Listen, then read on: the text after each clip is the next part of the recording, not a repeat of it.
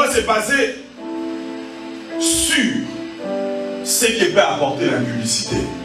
Ou les rapports sexuels. Excusez-moi, on va utiliser des termes un peu cachés parce qu'il y a des enfants ici. Mais je mérite que tu puisses les comprendre. Parce que notre témoignage, c'est basé sur ça. Dieu, 70% des gens dans cette église. C'est important qu'on vous explique ces choses. Nous, Africains, des fois à la maison, on n'a pas la grâce que nos parents nous expliquent ça. Mais c'est important. Je n'ai pas envie de te faire peur. Je n'ai pas envie aussi de te faire plaisir. J'ai envie de faire plaisir au Saint-Esprit. Parce que le Saint-Esprit a besoin de ton corps, parce que ton corps est le temple du Seigneur. Il dit ceci, toi qui es membre du corps du Seigneur, si tu t'attaches à une prostituée, vous devenez un seul chair. Une seule chair. Déjà à l'entrée, on ne te présente pas comme étant un humain. Pourquoi? Parce que l'acte que tu fais n'est pas seulement humain. On parle des relations. Pourquoi on te présente comme étant membre du corps du Seigneur, qui est le corps mystique et spirituel, qui est l'Église? Pourquoi on ne dit pas simplement, toi frère, quand tu pars aller faire ça avec une soeur, tu vas avoir ça? Mais on commence à te présenter d'abord comme étant membre du corps de Christ. Parce qu'en réalité, dans cette relation-là, c'est plus spirituel que physique. Et quand tu t'attaches avec ton partenaire, ça veut dire que tu télécharges tout ce qui est mauvais en lui. Yes. Le moment de relation là, c'est le moment où tous les deux partenaires téléchargent la vie de l'autre. C'est ça. Donc cela veut dire ceci. Toutes les malédictions dites sur ton partenaire. Tous les démons habitant sur ton partenaire. 50-50. Tous les démons familiales. Tous les démons, je ne sais pas, Du quartier. De la région. Du village. Du pays. se téléchargent en un instant dans ta vie. Donc ça veut dire qu'il y a des gens, quand je regarde spirituellement, je vois plusieurs nationalités des démons dans leur corps. Même si un démon n'a pas de nationalité, c'est une façon de dire, il a tellement téléchargé que ça atteint simplement au moment opportun. Frère, si tu es avec un partenaire où il y a une malédiction qui pesait sur lui, que ses enfants auront des problèmes de tête, que tu ne le veuilles pas, tu l'auras un jour. C'est plaisir de 5 minutes où tout le monde est prêt à briser la relation avec les amis, les parents, ou l'église, ou le pasteur, qui t'apporte malheur. C'est la Bible qui le dit. Vous savez, tous on n'a pas grandi de la même façon, tous on n'a pas eu la même grâce, tous on n'est pas pareil. Il y a des gens qui ont eu le temps de conserver leur vie et leur jeunesse, qui ont eu le temps d'être sérieux, qui ont eu le temps de ne pas toucher à certaines choses. Frère, nous on ne sait pas des choses bizarres dans la sexualité. On ne sait pas qu'on peut faire ça avec les bêtes ou toutes ces histoires. Mais nous vivons dans un pays où ils sont ouverts dans les mal. Tu as conservé ta vie pendant que tu es au pays. Tu viens ici, tu veux seulement toucher à une autre couleur. Mais la personne que tu vas toucher l'a fait avec les chats, les chiens, les équirés, toutes ces choses. Et tu les télécharges dans ta vie. Beaucoup de gens ont téléchargé même les équirés. Oh Seigneur. À cause de 5 minutes, tu détruis toute ta vie. Toute ta vie. 5 minutes, frère et soeur. Paul dit, si ça brûle et que tu ne peux pas, marie-toi. Il n'y a pas d'âge pour se marier. Amen. Moi je dis, si un homme a 24, 25 ans, tu es assez mature pour te marier. Moi j'étais au Congo, je me suis marié à 27 ans. Au Congo. Là où pour travailler à 27 ans, c'est tout un problème. Et toi qui es ici au Canada. Enfin, j'aimerais que tu sois conscient à partir d'aujourd'hui.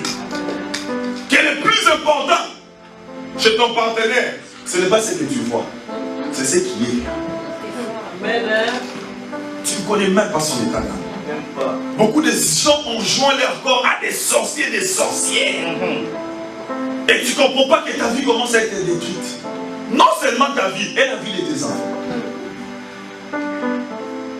Si quelqu'un a la facilité de donner son corps à une autre personne, ça veut dire qu'il est un gardien, un receveur des démons pas possible. Et que tu le veuilles ou pas, à un certain moment de ta vie, tu vas le payer. Que tu le veuilles ou pas, vous allez écouter les témoignages. À un certain moment de la vie, tu vas les regretter. Frère, si tu veux une vie de couple, marie-toi. Marie-toi, c'est pas mal de se marier tôt. On nous dit, tu es trop jeune, tu vas te fatiguer, c'est faux, je me suis marié à 27 ans, là, je me regrette même, il fallait que j'attende ma femme même à 17 ans. Quand Dieu est là, ça sera toujours une bonne chose. Les seuls lits qui purifient, qui n'aident pas la transmission de tous ces péchés, c'est les lits du mariage. Combien d'éléments tu as téléchargé dans ta vie? La Bible dit, vous devenez une seule personne. Toi peut-être qui étais sage toute ta vie, tu es allé donner ton corps à quelqu'un qui a un casier judiciaire lourd.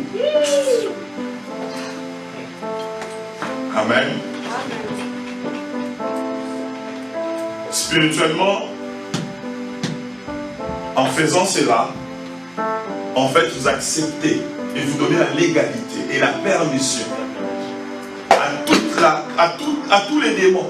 Pas seulement les démons, comme je dis, mais les réalités spirituelles qui habitent dans la vie de ton partenaire. Je dis d'entrer légalement. Légalement. Il y aura tout un enseignement par rapport à ça. On n'a pas beaucoup de temps. Amen. J'aimerais qu'à partir d'aujourd'hui, que tu puisses arrêter. Je suivais un homme de Dieu qui disait, un pasteur, qu'il allait se marier à une fille, mais ça n'a pas fonctionné. Certainement Dieu n'a pas permis. L'église ici, nous sommes une grande famille, je n'ai pas la honte de vous dire la vérité en face. Les préfiançailles, comme on dit, on peut tâtonner. C'est pas un péché, aussi longtemps vous ne tombez pas. La Bible dit, c'est lui qui trouve une femme, trouve le bonheur. Trouver, ça veut dire tu cherches. Amen. Voilà pourquoi on a déjà des conseils qu'on donne. Quand tu es dans l'étape des préfiançailles, ça veut dire que tu as une idée pour une soeur. Prends ton temps pour prier. Ne pas sur ton statut mettre ça. Ne pas sur Facebook mettre ça. Amen. Tu n'as pas besoin d'avoir une tunique multicolore fiançailles. Comme Joseph. Non. Prends ton temps. Prends le temps de prier. Quand tu es sûr, présente-toi, on va t'accompagner. S'il y a une église qui aime le mariage, c'est cette église. Nous aimons accompagner les gens pour se marier.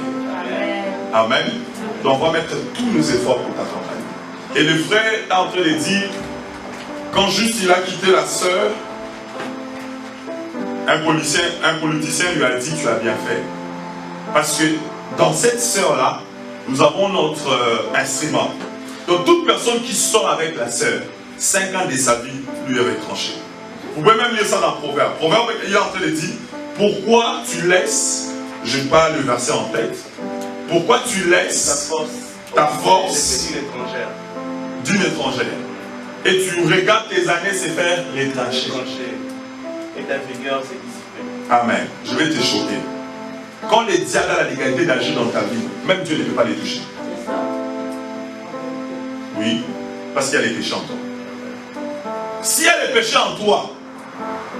les péchés en toi, je dirais la seule chose qui va te sauver. Même Dieu te regarde. Donc quand légalement tu importes un démon de destruction, de pauvreté dans ta vie par cet acte-là, que tu le veuilles ou pas, tu seras pauvre. Et Dieu, c'est la première personne qui respecte les principes spirituels. Il envoie Moïse pour aller en Égypte. Qui a envoyé Moïse? C'est Dieu, non? Il dit, va délivrer mes enfants d'Israël. Moïse arrive là-bas, il demande encore la permission du roi. Mais c'est Dieu qui m'a envoyé. Et le roi d'Égypte, et les enfants d'Israël, tous ce sont les créatures de Dieu. Mais pourquoi, avant que les enfants d'Israël sortent de l'Égypte, il a fallu que le roi dise oui? Parce que spirituellement, à l'époque, Dieu avait livré les enfants d'Israël sous la malédiction. Et celui qui était le symbole de la malédiction qui devait régner et le faire souffrir, c'était le roi. Donc même Dieu devait attendre que le roi dise oui. Donc on ne te trompe pas. Si tu fais les péchés, le diable est légalement assis dans ta vie. Je sais qu'on n'aime pas ce genre de prédication. Malheureusement, nous ici, ce n'est pas les nombres qui nous intéressent, c'est la qualité. L'église de Dieu est suivie. L'église de Dieu dans le monde. Je parlais avec un pasteur, il me dit, moi vos histoires là, c'est pas surveiller, c'est fort. Mais parler de sanctification là, c'est pas mon travail. Moi je prêche les gens, Viens, mets l'offrande, tu seras béni, c'est tout. Et il me dit, toi avec ton message là, d'insécurité là, en plus tu as beaucoup de gens, tu n'auras pas beaucoup de gens. Moi je dis, pasteur, c'est toi qui ne travailles pas et que tu veux toujours manger là. Moi je travaille, donc qui est les gens ou pas, moi je vais payer ma maison. Je vais prêcher l'évangile et Dieu va me bénir.